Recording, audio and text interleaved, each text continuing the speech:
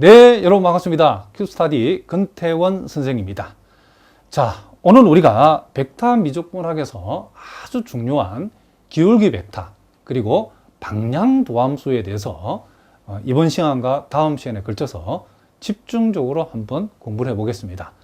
자, 물론 우리가 기계적으로 암기해서 쓸 수도 있지만 그 의미를 모르고서는 우리가 전혀 응용을 할 수 없기 때문에 기울기 벡터의 정확한 의미 그리고 방향 도함수의 정확한 의미를 우리가 오늘 본격적으로 한번 공부를 한번 해보도록 하겠습니다. 자, 일단 우리가 기울기 벡터의 정의는 매우 간단하답니다.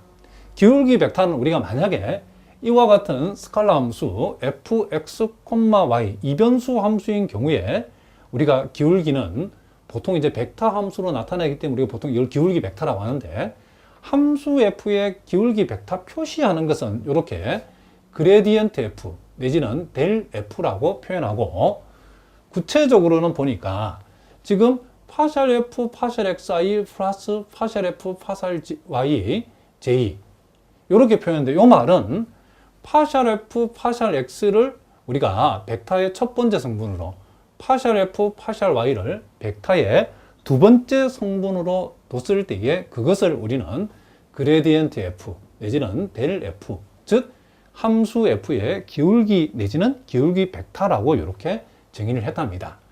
그러니까 결국 기울기 벡터라고 하는 것은 함수 f의 x에 관한 편도함수를 벡터의 첫 번째 성분으로 가져오고 y에 관한 편도함수를 벡터의 두 번째 성분으로 가져왔을 때 그것이 바로 우리가 그레디언트 f 내지는 델 f로 정의한다, 이런 얘기를 합니다. 물론 요 변수가 x, y, z 이렇게 3변수 함수일 때는 여기 혹이 하나 더 붙겠죠. 파셜 f, 파셜 z라는 세 번째 성분이 z에 관한 편도함수가 세 번째 성분으로 우리가 온다는 것을 우리가 알 수 있죠. 자, 그래서 일단 우리가 요 기울기 벡터가 기하학적으로 어떤 의미를 갖는지는 우리가 다음 시간에 공부하기로 하고, 자, 여기에서 우리가 이제 방향 도함수를 들어가기 전에 먼저 여러분들이 우리가 여기 사용한 이 x에 관한 편도함수와 이 y에 관한 편도함수를 좀 더 세밀하게 우리가 한번 분석적으로 한번 공부를 한번 해보도록 하겠습니다. 자, 우리가 앞에서 파셜 f, 파셜 x라는 것은 자, 요 네모 박스에 들어있는 것의 극한값으로 우리가 정의를 했죠.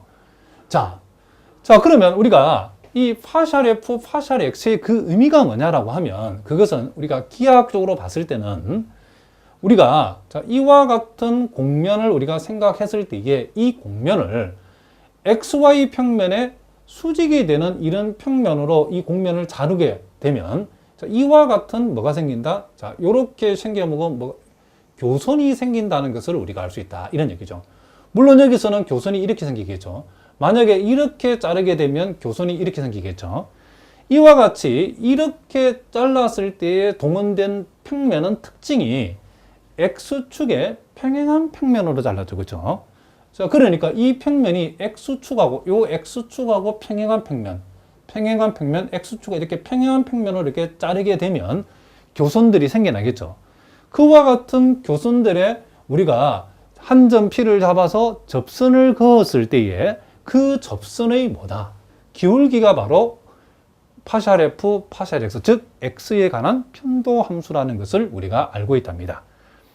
그랬을 때 우리가 이와 같은 요 접선의 기울기, 즉 파셜 f, 파셜 x를 우리가 또 다르게 어떻게 얘기하냐면 함수 f의 벡터 i 방향으로의 변화율, 이렇게 표현했는데, 이게 무슨 말이냐면 여기서 i라는 것은 1, 0,0이죠.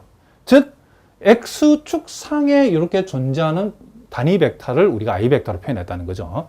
그러니까 우리가 곡면을 자를 때의 동원한 평면이 x축과 평행하다는 말은 x축 방향이죠. 그 x축 방향을 우리는 x축 상의 한 단위 벡터를 i라고 하고, 그것을 우리가 i 방향이라고 한다는 거죠. 그래서 우리가 편도함수도 도함수인데 도함수의 다른 표현도 변화율이죠, 그죠? 변화율. 그래서 우리 이것을 함수 f의 벡터 i 방향의 변화율이다, 이렇게 한다는 거죠. 그리고 우리는 다른 표현은 또 함수 f의 벡터 i 방향의 방향 도함수라고도 우리가 표현한다는 거죠. 그러니까 우리가 이 편도함수는 우리가 조금 이따 공부할 방향 도함수의 요 편도함수는 아주 특수한 경우라는 것을 우리가 알 수 있다는 거죠. 그러니까 우리가 지금 여기에서는 I 방향으로의 방향 도함수인데, I 방향이라는 것은 우리가 곡면을 자를 때 사용한 이 XY 평면의 수직인 이 평면을 X축 방향과 X축과 평행, 즉 X축 방향의 평면으로 잘랐다는 거죠. 그리고 여기서 공부하는 우리가 Y에 관한 편도함수는 우리가 이 곡면을 자를 때 동원한 평면들이 Y축 방향의, 그쵸, 평면으로 우리가 잘라서 생기는 교선의 접선이라는 것을 우리가 알 수 있다는 거죠. 그럼 우리가 이렇게 한번 생각해 보자는 거죠. 우리가 자를 때 꼭 이 곡면을 자를 때 동원되는 평면이 X축 방향, 여기 표현하면 I 방향, 우리가 Y축 방향을 보통 J 방향이라는데, J가 0,1,0이면, 그쵸, 벡터 J 방향일 필요는 없죠, 그쵸. 이제는 X축 방향도 아니고 Y축 방향도 아니고, 만약에 X축하고 만약에 60도 각을 이루는 그런 벡터를 생각할 수도 있겠죠. 예를 들면 여러분들이 X축 방향과 60도 이루는 이런 벡터를 생각할 수도 있겠죠. 이 방향, 우리가 요 방향으로 가는 평면으로 이 곡면을 뭐 할 수 있다? 자를 수도 있겠죠. 그러면 그렇게 되면 X축 방향도 아니고 Y축 방향도 아니죠. 그쵸? 그랬을 때는 만약에 이 방향으로, 우리가 임의의 방향 우리 하나 잡았을 때 이 방향으로 나가는 이 방향의 단위 벡터를 U 벡터라고 했을 때는, 그때는 우리는 이 방향으로, 그쵸, 이 방향으로 향하는 평면으로 우리가 곡면을 잘라서 만약에 뭐 이런 식으로 교선이 생겨가지고 그 교선에 접선을 그었을 때 그 접선의 기울기는 우리가 함수 f의 벡터 I 방향이야. 이때는 U 방향으로의 방향 도함수다. 우리 뒤에 자세하게 나온답니다. 일단 여러분들 감을 먼저 잡자는 거죠. 그래서 일단 우리가 알고 있는 이 편도 함수라고 하는 것은 방향 도함수의 아주 특수한 경우로서 함수 f의 벡터 I 방향, 이 벡터 I는 X축 방향을 가리킵니다. 그리고 파샬 f, 파샬 y라는 것은 여기 표현대로 하자면 함수 f의 벡터 J 방향의 방향 도함수, 특수한 경우라는 거죠. 그러면 우리는 요 I 방향이라고 하는 것은 그 방향 자체를 나타내는 이 벡터가 X축하고 이루는 각이 0도인 경우죠. 그죠? J 벡터 방향이라는 것은 X축과 이루는 각이 몇 도인 경우? 90도인 경우죠. 그러면 우리가 이 평면의 방향을, 우리가 XY 평면의 수직인 평면으로 이 곡면을 자를 때 사용되는 이 평면이 꼭 X축 방향, 여기 표현대로하면 I 방향이라든가 Y축 방향, 여기 표현대로하면 그쵸, 벡터 J 방향일 필요는 없다는 거죠. 얼마든지 X축도 아니고 Y축도 아니고 우리가 X축, Y축 사이에 있는 어떤 방향으로 우리가 벡터를 생각할 수 있죠. 그러면 그 벡터 방향으로 잘라서 생기는 교선의 접선의 기울기는 일반적으로 우리가 함수 f의 벡터, 만약에 그 방향의 벡터 U 벡터라면 U 벡터 방향의 방향 도함수다. 이렇게 표현한다는 거죠. 그 얘기는 뒤에 나온답니다. 자, 그럼 일단 우리가 여러분들이 파샬 f, 파샬 x라는 것은 I 방향으로의 방향 도함수고, 파샬 f, 파샬 y라는 것은 벡터 J 방향으로의 뭐다? 지금 방향 도함수다. 요렇게 일단 여러분들이 이해를 하시고, 그러면 이제 우리 조금 세부적으로 한번 들어가 봅시다. 그러면 우리가 여기에서 우리가 지금 파샬 f, 파샬 x라는 것을 우리가 앞에서 공부하기를 y는 고정시켜 놓고 지금 x의 변화량 분의 그 x의 변화량에 대응하는 함수값의 변화량을 갖다가 각각 분모 분자로 잡았을 때 그것의 극한값이죠. 그럼 이거는 원래 우리가 일변수 함수하고 유사한데 어떤 의미를 갖냐면, 우리가 한 점 P, 요 P에서의 접선의 기울기를 생각해 보라고 하면, 자, 우리는 일단은 활선의 기울기를 먼저 생각해야 되겠죠. 요 P가 여기 있다라고 하면 P에 아주 가까운 점. 자, 뭐 요 점을 잡아봅시다. 이게 매우 가까운 점 해봅시다. 그러면 우리가 요 점을 우리가 Q라고 했을 때에 우리는 어떻게 이해하시냐면, P와 Q를 연결한 P와 Q를 지나는 직선의 기울기가 바로 요 박스 친 부분에 해당된다는 것을 우리가 알 수 있다는 거죠. 자, 다시 한번 뭐라고요? 요 P와 아주 가까운 점 Q.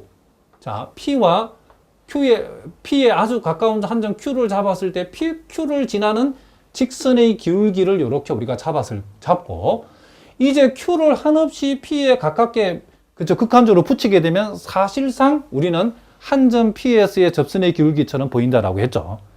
그 의미가 바로 요 리미트 H가 0으로 간다는 이 극한이 그것을 의미한다겠죠. Q가 한없이 P로 가까워진다는 의미.